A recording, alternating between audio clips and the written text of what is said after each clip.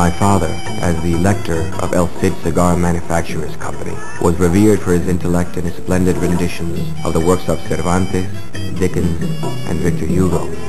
For 2 hours every morning and then again after lunch, Papa read aloud from an assortment of newspapers, novels, political treatises, and collections of poetry.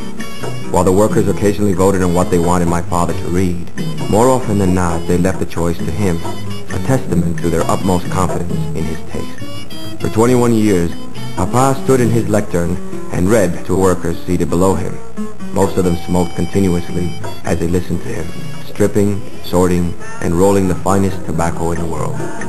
My father came to Tampa to visit his uncle, Henry Aparicio. His father, Manuel Aparicio, was a legendary lector in Ybor City. He saw this man in this platform reading the newspaper, and the whole factory was quiet. And he asked how much that fella makes. He said, well, Manuel, they made a lot of money and they spent a lot of money. He was known as the prince of the factory. The reader is not an employee of the company. In fact, the company does not like the readers because the readers educated the workers. Lector Manuel Aparicio. Sangre romañola por Carlos Criallo, esclava de un sillón, en vida muerta, sin poderse valer un solo instante a todo ruido de la calle alerta, el temor reflejado en el semblante, la pobre abuela triste y abatida, pensando en los rigores de la suerte y en aquella desgracia de su vida, mucho más espantosa que la muerte, esperaba. Many of the readers, Victoriano Manteiga, Ramon Valdespino, Ramon Rubiera, these were leaders during the Cuban Revolution of the 19th century. They fought labor wars in Florida. It was more than simply having a great voice. It was also being a leader in the community.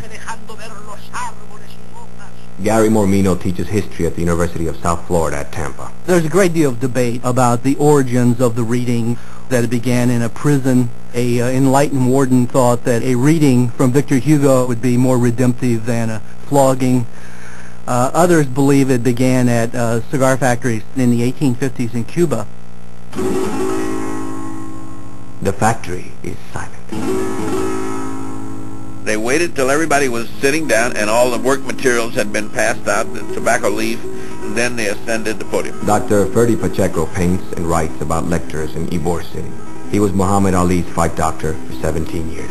Now, each factory was different. Most of them built with 2x4s, a raised platform. In some factories, such as the Partagas factory in Havana or the VM Ybor factory in Tampa, Florida, there might be elaborately carved rostrums resembling church podiums.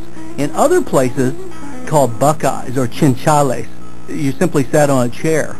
He started at 10 o'clock and read for 2 hours. Then he goes to lunch and come back and read for 2 more hours, 4 hours a day.